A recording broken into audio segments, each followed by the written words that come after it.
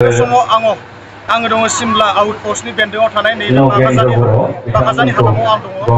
दिनै बागाजानि हालामाव बर'नि मुंदांखा फावखुंगुर आरो सासे राफोद मेथाइ सुजुगिरि लिरगिरि आरो फावगिरि बिथां फैलाव बसुमतारी सार बिथाङा रुंसारि जालांदों। दिनै बिनिनो जे सारदु खुंनाय हाबाफारियाव आं दङ। बे समाव आङो बिथांनि सोमोन्दै आं माखासे माने गुवार बाथ्राखौ मिथिनानै लानो नाजादों। बे समाव आङो महरगिरि सार फैलाजे बरगयारी सारनिफ्राय आं माखासे माने बाथ्राखौ मिथिना लानो नाजादों। गिबियावनो सार नोंथांखौ जोंनि राइजिं बड'लेण्ड चेनेलनि गेजेरजों गिबियावनो बरायनाय बसुमतारी सारा माखासे बर'नि गेजेराव माखासे बिहोमा होलांबाय। बेनि सोमोन्दै सारा मा बुंनो सानो? फैलाव बसुमतारी बिथाङा जोंनि बर' हारिनि हारिमुनि सासे मेथाइ रोजाबगिरि मेथाइ लिरगिरि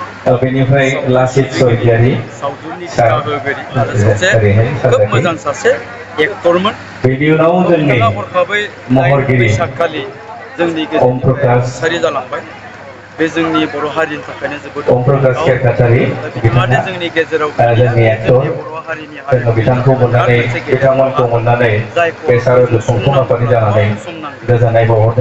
दा जियानो जाथों बिथां रुंसारिया जोंनि गेजेराव जे गोबां सोरजिलांबाय मेथाइनिफ्राय लानानै सावथुननिफ्राय लानानै बा गावनि एक्टिंनिफ्राय लानानै जाहाथे बिथांनि सोरजिनाया जोंनि बर' हारियाव जायो आरो जोंनि इयुन जोलैफोरनि थाखाय मोनसे थुलुंगा जानानै थायो। आं बेखौनो हास्थायगोन।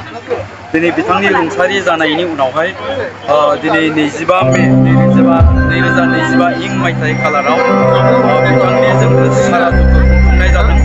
बे सारादुखौ खुंफुंनायाव जोंनि सालबारि डिस्ट्रिक्ट बड'स्नि आर्टिस्ट गासैबो बिथिङाव बाहागो अर्गेनाइज खालामनाय जादों।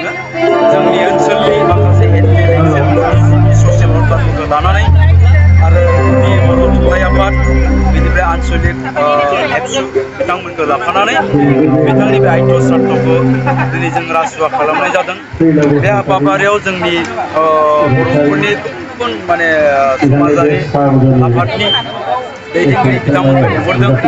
दुलाराय बर' हारिमु आफादनि गोबां दैदेनगिरिफोरा बेयाव बाहागो लादों। बर' थुनलाइ आफादनि दैदेनगिरिफ्रा बेवहाय बाहागो लादों।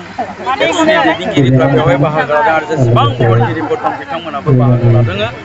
जायखिजाया बे हाबाफारिखौ जोङो जाफुंसारै दिनै खुंफुंनो हानानै खोब गोजोननाय मोनदों। बेयाव 3,000निख्रुइबो बांसिन सुबुंफ्रा दिनै बिथांनि बे आइथ' सार्थ'आव बाहागो लादों। दा बिथांनि गासै सोरजिनाय आरो बिथाङा जाहाथे जोंनि गेजेराव जुगामि जानानै थायो।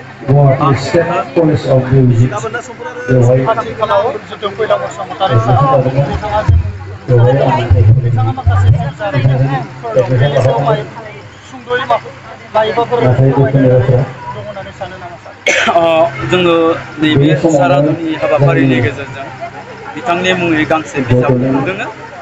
रुंसारि फैलाव बसुमतारीनि आगान। दा बेवहाय बिथांनि जिउ जारिमिननि सोमोन्दै जोंनि गोबां लिरगिरिफोर जायफ्रा बिथांनि सोमोन्दै बिथांखौ बे लिरबिदाङाव होनाय जागोन आरो बेजों लोगोसेनो दिनै एखे हाबाफारियावनो जों मोनसे सावरायमेल लादों उदां सावरायनाय। बेबो माने रुंसारि फैलाव बसुमतारीनि आगान। बे हाबाफारियाव जोंनि गोबां माने गिनि बानि सुबुंफोरा बाहागो लानानै बिथांनि सोमोन्दै जोंनो गोबां फोरमायथिनानै होदों।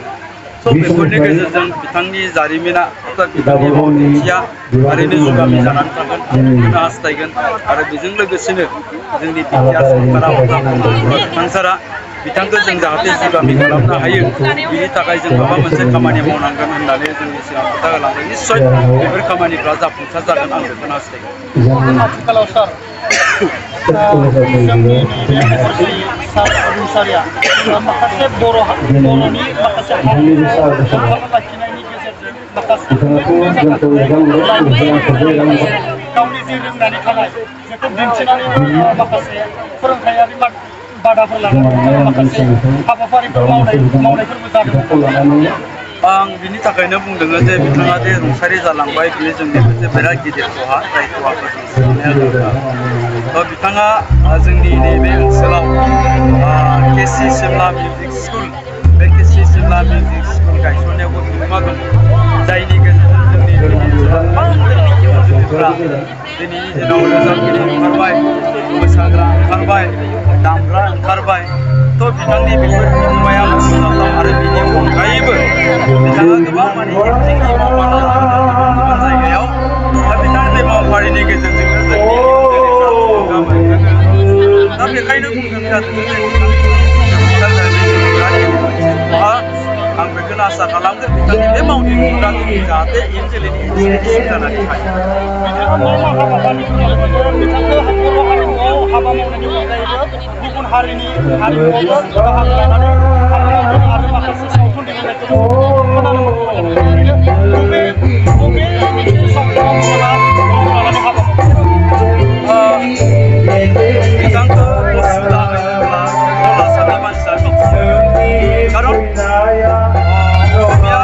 असमिया मोनसे सिरियाल बेहेरबारि आउटप'स्ट बे बेहेरबारि आउटप'स्टआव बिथाङा मोनसे रल लादोंमोन मुसुखा होननाय दा बिनि गेजेरजों बिथांनि नाम जादोंमोन थ' बसुमतारी सोदोबा ओंखारनाय लोगो लोगोनो बेयाव हारिनि मोनसे सिनायथियाव दा बेखायनो बुंनाय जागोन बिथाङा गावनि रोंगौथिनि गेजेरजों